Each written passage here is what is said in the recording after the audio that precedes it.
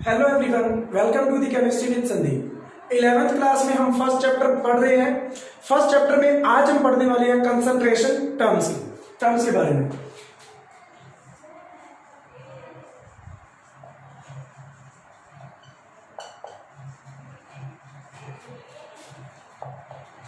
Concentration term पढ़ने से पहले कंसंट्रेशन की बात करते हैं। कंसंट्रेशन जनरली क्या होता है? Number of moles per unit volume of solution. ये सिंपल फॉर्मूला है कंसंट्रेशन का, दैट इज N/V। अब कंसंट्रेशन को हम किस किस तरीके से एक्सप्रेस कर सकते हैं वो हम पढ़ते हैं। सबसे पहले हम बात करेंगे परसेंटेज की।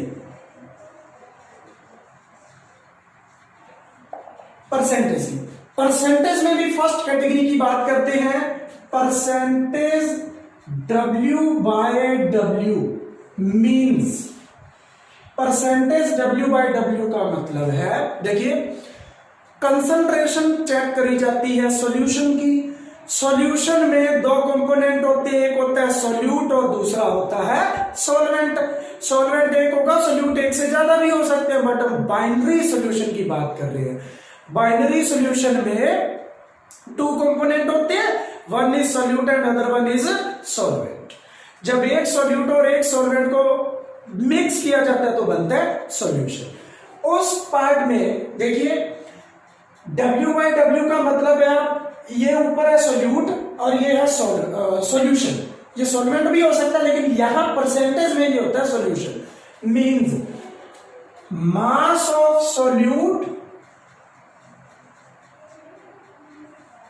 डिसॉल्व किया है आपने मास ऑफ सॉल्यूशन में,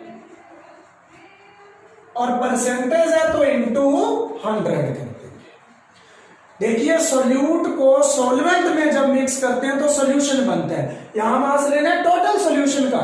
जैसे आपका मान लो पेपर हो 500 नंबर के, 500 मार्क्स के, और किसी के आ जाए 450, तो 450 बाय 500 इंटू 100 तो वो बन जाएंगे 90%। तो वैसे ही है यहाँ टोटल मास ऑफ सॉल्यूशन, यहां सिर्फ सॉल्यूट का मास इंटू 100।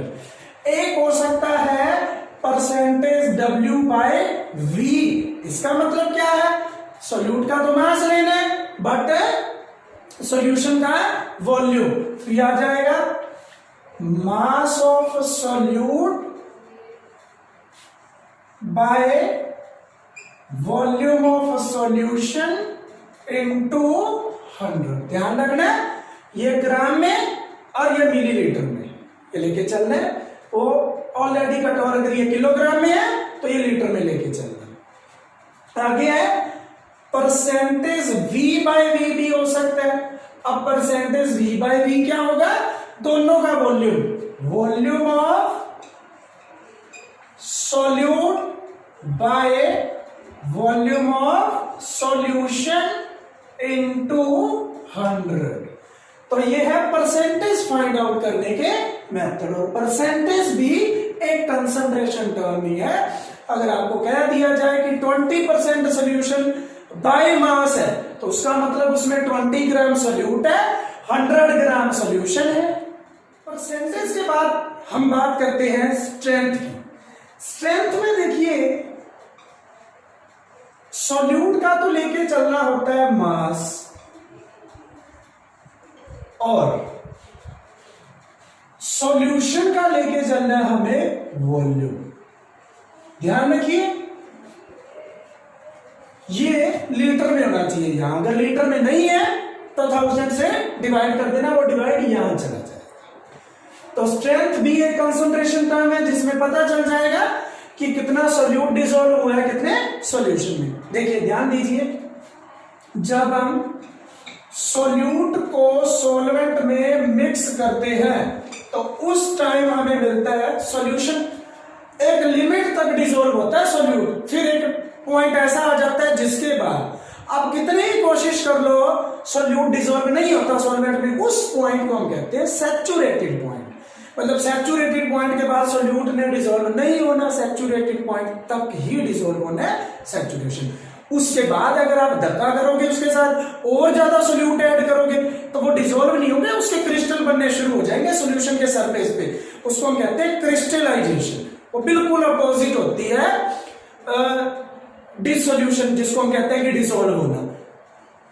हाँ जी, अब अगर हम यहां पे स्ट्रेंथ की बात कर रहे हैं तो आपको जैसे ही इसका मास, मान लो आपने क्या किया है 100 ग्राम लिया, ओवरऑल सॉल्यूशन आपको मिल गया 900 ml। तो 900 ml में कितना सोल्यूट है वो है स्ट्रेंथ, और स्ट्रेंथ क्या है, एक कंसंट्रेशन टर्म। कंसंट्रेशन का सिंपल मीनिंग होता है कि सॉल्यूशन कितना गाढ़ा है, गाढ़ापन कि सॉल्यूशन कितना गाढ़ा है। ठीक है, जैसे दूध है फुल फैट वाला, हम उसको कहते हैं कि वो ज्यादा कंसंट्रेटेड है, लेकिन जैसे ही हम उसमें वाटर ऐड कर देते हैं तो वो डाइल्यूट हो जाता है। तो डाइल्यूशन का मतलब है एडिशन ऑफ वाटर। जैसे जैसे वाटर ऐड करते हैं कंसंट्रेटेड चीज डाइल्यूशन की तरफ चली जाती है, लेस कंसंट्रेटेड हो जाती है, मतलब सोल्यूट के पार्टिकल दूर दूर होना शुरू हो जाते हैं। तो अगर कोई कहे ना कि कोई सोल्यूशन ज्यादा कंसंट्रेटेड है तो उसका मतलब ये है कि सोल्यूट के पार्टिकल उस सोल्यूशन में बहुत पास पास है। थर्ड कंसंट्रेशन टर्म है मोलैरिटी। मोलैरिटी को हम डिनोट करते हैं कैपिटल एम से। होता क्या है ये, number of moles of solute dissolve in 1 litre of solution. क्या आएगा, number of moles of solute by volume of solution, लेकिन किस में होना चाहिए, लीटर में होना चाहिए। अब मोल्स कैलकुलेट करने का फॉर्मूला भी हमने प्रीवियस लेक्चर में मोल कंसेप्ट पढ़ा था। मोल्स का एक फॉर्मूला आया था given mass by molecular mass. ध्यान रखना, नंबर ऑफ मोल्स कैलकुलेट करने का फॉर्मूला होता है गिवन मास बाय मोलिकुलर या फिर molar mass. Given mass by molecular mass करेंगे, डिवाइड करेंगे तो नंबर ऑफ मोल्स आ जाते हैं। तो देखिए हम सिंपली रिप्रेजेंट करते हैं W1 से गिवन मास ऑफ सॉल्वेंट को, W2 से हम रिप्रेजेंट करते हैं गिवन मास ऑफ सॉल्यूट को। कैपिटल M1 होगा मोलर मास ऑफ सॉल्वेंट, और जो कैपिटल M2 की बात करूं मैं, कैपिटल M2 की, तो वो होगा मोलर मास ऑफ सॉल्यूट। ये रिप्रेजेंटेशन है, क्योंकि देखिए एक सॉल्यूशन में ज्यादा अमाउंट में होता है सॉल्वेंट, तो हमने फर्स्ट नंबर उसको दिया है M1, मतलब molar mass of solvent MA भी लिख सकते हो। W1 given mass of solvent WA भी लिख सकते हो। M2 molar mass of solute MB भी लिखा जाता है, और W2 given mass of solute. तो देखिए जो फॉर्मूला था मोलैरिटी का, ये कैपिटल M मोलैरिटी है, वो M1 M2 तो मोलर मास थे, वो था number of moles of solute.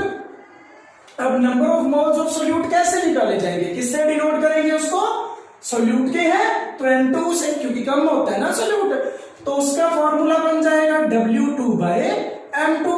ये हमने क्या माना है, गिवन मास ऑफ सोल्यूट, ये क्या है मोलिकुलर मास ऑफ सोल्यूट, तो यहां पुट करेंगे W2 bye M2 into divide में क्या था वॉल्यूम ऑफ सॉल्यूशन V।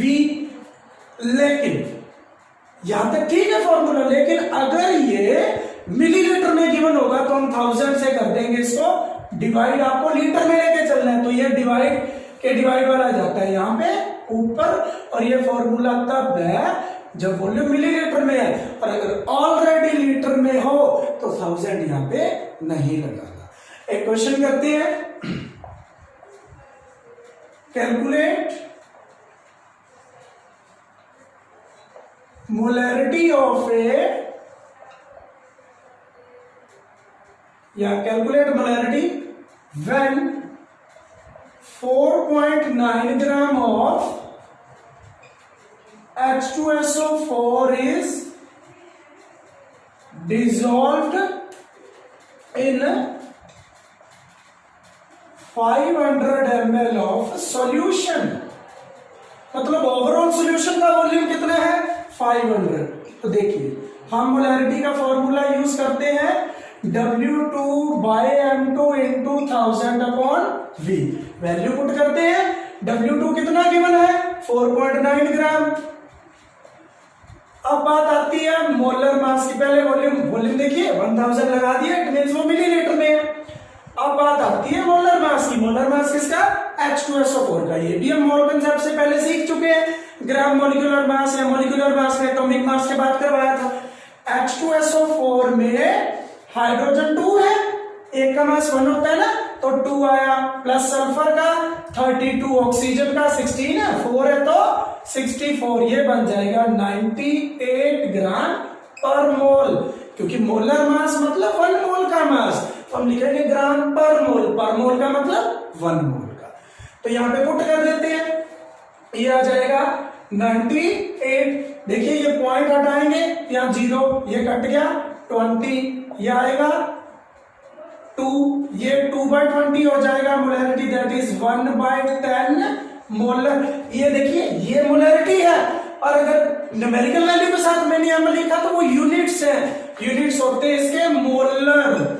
ये आ जाएगा 0.1 मोलर। तो मोलैरिटी के और यूनिट्स क्या हो सकते हैं? मोलैरिटी के यूनिट्स एक तो हुए मोलर, जिसको हम एम से डिनोट करते हैं, और क्या हो सकते हैं मोल पर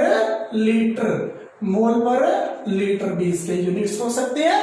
और 1 लीटर और 1 डेसीमीटर क्यूब एक ही बात है, इट मींस मोल पर डेसीमीटर क्यूब भी इसके यूनिट्स हो सकते हैं। तो ये थी हमारी concentration term molarity. Fourth concentration term है मोलैलिटी। इसको हम डिनोट करते हैं स्मॉल m से। थोड़ा सा फर्क है मोलैरिटी से, number of moles of solute divided by given mass of solvent, बस ये फर्क है। और अगर ये सिंपल फार्मूला है, 1000 नहीं लगाया हुआ, इट मींस ये किलोग्राम में है। ध्यान दीजिए ये डिफरेंस आया बस। तो देखिए हमने number of moles of solute के लिए क्या लिखा था, W2/M2 into given mass of solvent किससे डिनोट किया था, W1 से, molar mass of solvent capital M1 से, तो ये है W1। ठीक है ये फॉर्मूला, लेकिन अगर ये ग्राम में हुआ तो 1000 से डिवाइड और वो चला जाएगा यहां। इस फॉर्मूला में ये ग्राम में है, और अगर ऑलरेडी किलोग्राम में दिया तो फिर 1000 मत लगाना। अब वही न्यूमेरिकल देखते हैं अपन, सेम वही न्यूमेरिकल इसका मोलैलिटी में calculate. Molality when 4.9 gram of H2SO4 is dissolved in 500 gram of water. ध्यान दीजिए इस बार मैंने सॉल्यूशन नहीं लिखा, 500 ग्राम किसका लिखा, वाटर का। और वाटर क्या यहाँ पे सॉल्वेंट का काम कर रहा है। वाटर जो एक्सेस अमाउंट में होता है वो हमेशा सॉल्वेंट होता है। तो कैसे करेंगे इसको, देखिए molality small m W2/M2 into 1000 upon W1 करते हैं, इनकी वैल्यू को W2 है 4.9, M2 अभी कैलकुलेट किया था 98 into 1000 अपॉन W1। देखिए 1000 तब लगाना अगर ग्राम में है, बिल्कुल ग्राम में है ये। ध्यान दीजिए मैंने ये चीज चेंज करी है, प्रीवियस न्यूमेरिकल में हमने 500 ml माना था सॉल्यूशन का, यहां हमने माना 500 ग्राम ऑफ वाटर। तो m क्या आ जाएगा यहां से, ये सेम आए आंसर तो सेम ही आने 0.1 यूनिट्स आएंगे मोलल, उसके मोलर थे इसके मोलल को लिखते हैं स्मॉल m से। और क्या हो सकते हैं यूनिट्स इसके, ये किसमें है नंबर ऑफ मोल्स, मोल और ये क्या है पर केजी, तो ये हो जाएंगे मोल पर किलोग्राम, और मोलैरिटी के क्या आए थे मोल पर लीटर या पर डेसीमीटर क्यूब। ध्यान रखना ये मोलैलिटी के यूनिट्स हैं। तो ये थी हमारी fourth concentration term, that is molality. तो स्टूडेंट्स आज आप मोलैलिटी और मोलैलिटी के मॉडर्न एबीसी जो आपको पीडीएफ सेंड करी है उससे इसके न्यूमेरिकल करना, परसेंटेज और स्ट्रेंथ वाले भी एक दो न्यूमेरिकल दे रखे हैं वो भी ट्राई करना। कल हम कंसंट्रेशन टर्म पीपीएम पार्ट पर मिलियन, नॉर्मेलिटी और मोल फ्रैक्शन इन तीनों की बात करेंगे। फिर मैं आपको करवाऊंगा नॉर्मेलिटी इक्वेशन डाइल्यूशन के केस में, वेपराइजेशन के केस में और मिक्सिंग के केस में। और याद रखना ये जो आज वाला और कल वाला जो टॉपिक होगा +2 में सेकेंड चैप्टर सॉल्यूशन में बिल्कुल सेम डिट्टो है, 1% का भी चेंज नहीं है। तो अभी अच्छे से कर लो, आगे भी काम आएगा। धन्यवाद।